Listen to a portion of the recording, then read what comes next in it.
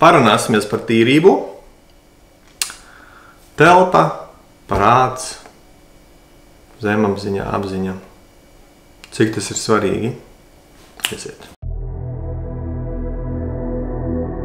Kas ir tīrība? Tīrība ir arī tad, kad ir kārtība. Tīrība, kārtība, harmonija, jā, kad viss ir savās vietās, tā ir tīrība. Kad ir piegružots, netīrība, putekļi, kaut kādi atkritumi, kaut kādi tur mētājās viss kaut kas. Jā, rodas disharmonija, rodas kaut kāds traucējums. Netīrs, jā, tad tur, kur ir netīrs, tur ir tārpi, tur ir mušas, tur ir peles, žurkas, baktērijas, kas sājē to visu. Jā, tātad tiek neutralizēts. Tas viss netīrība lēnītēm tiek neutralizēta. Un sākumā es parunāšu par fizisko netīrību, jā, teiksim, cilvēki, kuriem ir sava telpa, kur viņš dzīvo, netīra, jā, nav tāda harmoniska, skaista, sakārtota. Tas ir dēļ tā, ka patiesībā viņam šī netīrība ir iekšā, prātā, apziņā. Jo tas, kas ir tur, tas tiek projicēts uz āru. Ja viņam ir pieņemami, ka viss ir riņķi netīrīgs, nekārtīgs, tātad jā, tas ir viņam arī iekšēji tāds pasākums ir.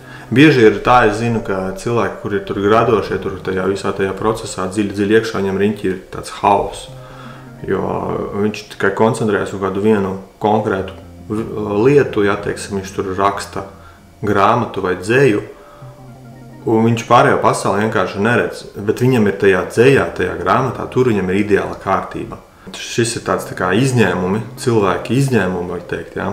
Ģēniji tā saucamie kaut kādā savās jomās. Viņam var visur citur būt haoss, nekārtība. Savu uzmanību nevelta nekam citam pārējiem. Viņam vienalga, kā viņš apģērbs, viņam vienalga, kā viņš izskatās, viņam vienalga, kas viņam ir riņķī, viņam galvenais ir apstākļi, lai viņš varētu radīt viņam kaut kādu savu grāmatu vai gleznu vai mūziku. Tur viņš ir viss 100% tajā, viņam cita pasaule vispār nav. Šeit mēs varētu teikt, ka cilvēks ir kaut kādā ģeniālajā apmātībā savējā, un viņa tā īstā pasaule ir tas maziņais, tas arots, kurā viņš darbojās. Un tur viņam būs viss ideāli, ka pēc kaut kādiem noteikumiem, pēc visa jā, lai viņš varētu reāli radīt. Tur viņam arī nebūs haoss, jo haosā viņš arī viņam viss pazaudēsies, viņš vispār tur neko nespēs uztaisīt. Šādi gadījumi ir ļoti minimāli, ļoti maz, līdz ar to es par viņiem konkrēti skatīšos par kopistiski cilvēkus. Lūk, kopistiski cilvēks, piegružota istaba, piegružots telefons ar visu kaut ko tur piebāzt, jā. Telefons ir pilnībā piebāzts, tur ir pilns ar fočiniem, pilns ar kaut kādām aplikācijām, kuras netiek lietots. Viss ekrāns, visur ikoniņas, tāds haoss riktīgais. Tas nozīmē, ka tam cilvēkam ir tāds pats haoss arī viņa rīcībās, viņa domāšanā, viņa darbībās, jā, visur, ja jūs ar tādu cilvēku, teiksim, darbosieties, jā, tad, teiksim, jūs liksiet, dosiet viņam kaut kādus uzdevumus pildīt vai darīt, jā, viņš, kā, teiksim, algotais darbinieks, tad tie uzdevumi tiks pavirši izpildīti, jā, jo tieši viņš nespēs uzturēt šo uzmanību, un viņš to savu haosu, kas viņam patiesībā ir iekšējais, viņš arī jebkur, kur viņš pieskarsies, visur būs haotisks, tāds nekārtīgs, tāds netīrīgs pasākums. Plus netīrība, ko viņa dara? Tas ir tā kā uzmanības spērāja, viss liekais, kas ir visu riņķī, triggeri, viņi paņem mūsu neiro resursu, psihisko resursu patērē.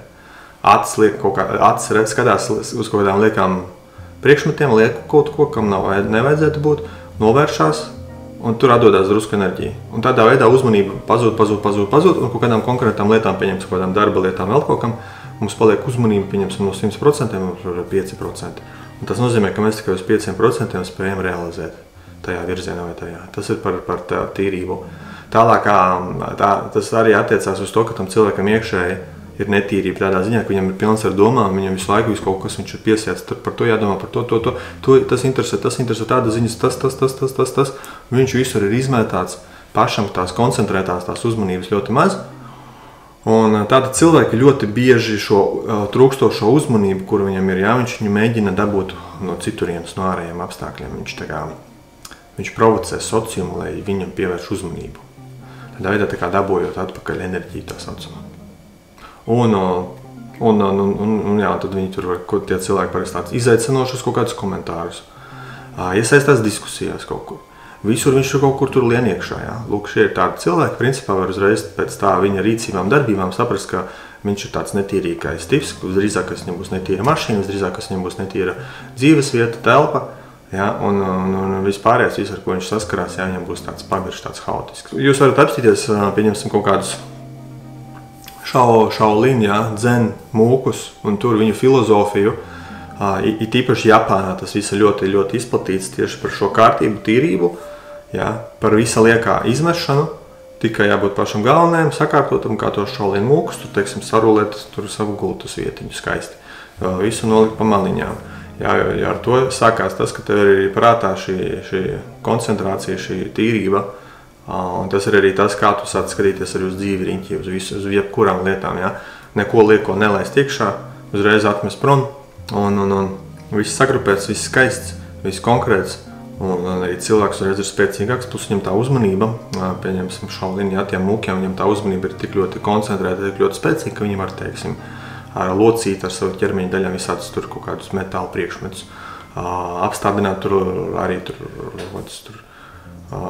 bultu, jā, roku noķert un visādi šitās lietas. Tu nevar izdarīt, tev nav šī koncentrētā tā kā lāzers, šī uzmanība uz kaut kādu konkrētu lietu, ko viņš dara.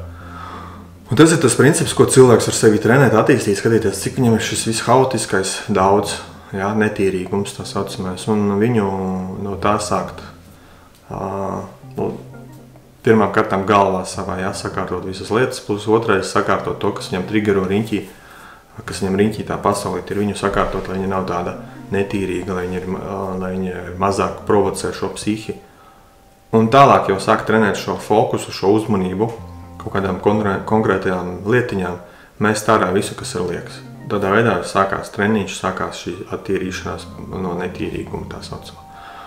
Un tad arī, protams, ka var visu atkarībā no tā skatoties, kas tur cilvēkam, teiksim, profesionālajā darbībā vai individuālajās attiecībās par dzīvi, kas viņam ir, jā, kāds viņam sajūts. Daudz, kas no tā var pazust, tad, kad cilvēks sāk pieķerties lūk šitai iekšējai tīrībai un ārējai tīrībai, jā, kā fiziski izpaužas. Jo ārējā fiziskā pasaule, kas ir riņķī cilvēkam, vienmēr atspoguļo to, kas viņam ir iekšā.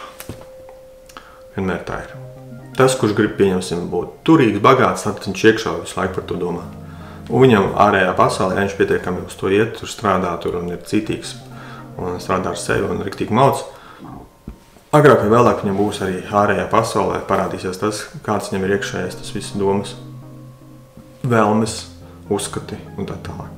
Cilvēks, kurš darbojas, pieņemsim, ar garīgajām štelēm, jā, jūs varat redzēt, ka viņam bieži vien ārējā pasaulē ir tāda nošļukusi, tā var teikt.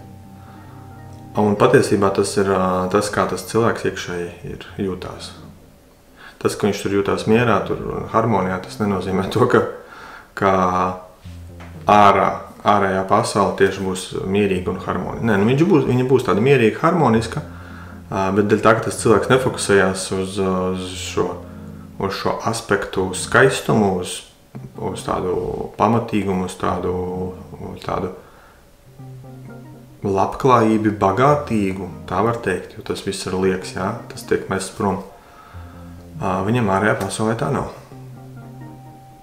Un pēc tam tas cilvēks pēc kāda laika tāpat cieš, jo viņš tik miedarbojas ar ārējā pasaulē patīk, kad ir tā, kad ir skaists, ozols, grezens, spēcīgs, liels, pamatīgs bērs, cik viņš daudz bēru sulu, ūdeni, visu viņiem iekšā lapas un stumbri un viss skaists, liels.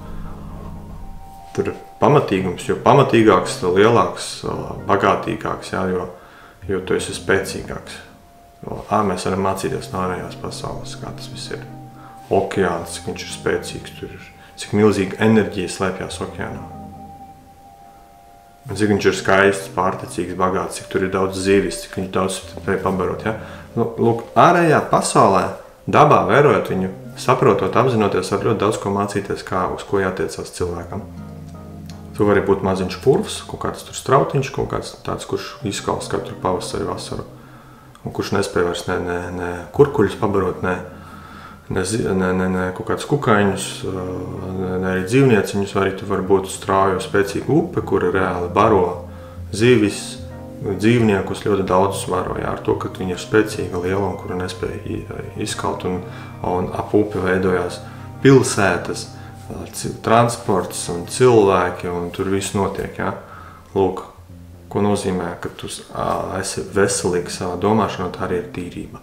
Tā kā virzieties uz tīrību, uz skaidrību visās savās jomās, visur, kur jūs varat sākt uzreiz ar savu mazo vidi, kur jūs esat, atrodaties tālāk, ka tas ir sakārtots jau viss sociālais, informatīvā tīrība, ja, ko jūs patērējat. Un pēc tam jau šo domāšanas tīrību, ja, analizējot, cik tad es patiesībā esmu šis spēcīgs, liels. Un tādā veidā augot, ja, attīstoties. Tā ir īsta attīstība. Paņem kaut kādu tādu vienu aspektu, un viņā virzās. Notiek attīstība. Lūk tā. Ar tevi bija Salants, un tiekamies manos nākamajos video. Sargi sevi savus tuvos un tā.